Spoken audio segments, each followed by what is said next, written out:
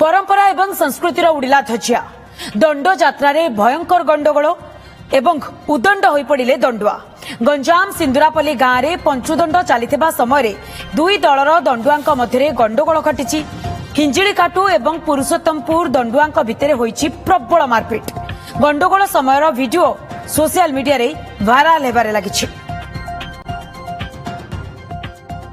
परंपरा एवं संस्कृतिर ध्वजिया उड़ी कारण दंड यात्रा रे भयंकर गंडगोल उदंड होई पड़िले दंडुआ। गंजाम सिंदुरापल्ली गांव में पंचुदंड चलता समय दुई दलर दंडुआंक मध्य गंडगोल घटी। हिंजिकाटू एवं पुरुषोत्तमपुर दंडुआंक भितर होईछि प्रबल मारपीट। गंडगोल समय वीडियो जहां उठितिला एही वीडियो वर्तमान भाइराल हेबारे लागिछि सोशल मीडिया रे।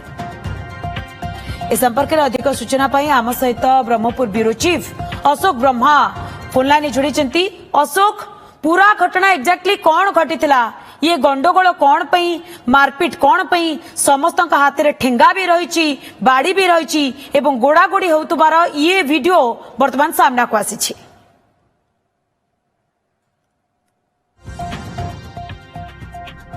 अशोक, आपण सुनी पारछंती? अशोक, गंडगोल कौन पई? आम देखी जो भली भाव जो एक दुखदायक घटना जो दंड यात्रा पूरा जिला बर्तमान आध्यात्मिक परिवेश भितर रही बेले निखोज दंडांक भर जो गंडगोल तेरे यह निहाती भाव गोटे जो भक्ति भाव को ये गोटे क्षुण्ण करें जो देखते ये हूँ हिंजिकाटू अंचल जो धराकोट अंचल पंचु दंड चलता यही समय दुई दल भितर धराकोट सारा सुंदरपल्ली पंचुदंड चलता बेले हिंजिकाटूर सान पार्टी और पुरुषोत्तमपुर गौड़ पार्टी ये दुई दल भितर एभली गंडगोल होता। हठात कथा कटाकटी को लेकिन ये गंडगोल होता और परस्पर एत क्रोधित होते से बाड़ मरामरी करते उभय उभय को दृश्य आसी जहाँ संपूर्ण रूप से दंड को बंद करते पुलिस प्रशासन घटनास्थल पहुंची लोक बुझासुझा करते किंतु विभिन्न समय एभली दंडुआंकर जो आक्रमण मनोभाव ये निहाती भाव जब आम कह जो भक्तिभाव रही भक्त मान मन में ये निहाती भाव गोटे आघात।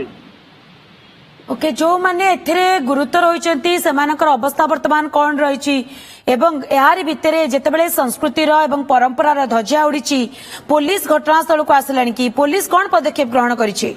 अशोक, हाँ देखो निहाती भाव आम कह जो मैंने आहत होती से प्रथम स्थानीय मेडिकल भर्ती ट्रिटमेंट करी कह पुलिस घटनास्थल पहुंची उभय पक्ष दंडांक बुझासुझा कर सफल होता जहाँफल गाँ लोक मैंने जो संपृक्त जो गाँव चलता दंड यात्रा से लोक बुझासुझा करते कारण ये गोटे आध्यात्मिक परिवेश रही पंचुदंड मान 5टी ग्रुप दंड यात्रा दंडुआ मान गोटे स्थान में यह कार्यक्रम अनुष्ठित होता और हजार हजार लोक से जमा होते ये कार्यक्रम को उपभोग करने तेज ये हठात दृश्य तो समस्त मन में आघात होती जो भाव आप जानते मन जो भाव कहला दंड यात्रा अश्लील भाषा को न करने अश्लील भाषा जदिव केतेकांश बंद हो पारी प्रशासन कड़ा अंकुश लगी क्षेत्र में जो आक्रोशमूलक भाव जो विजय मिली जो भयंकर चित्र देखा मिली जो भाव आक्रमण और प्रत्याक्रमण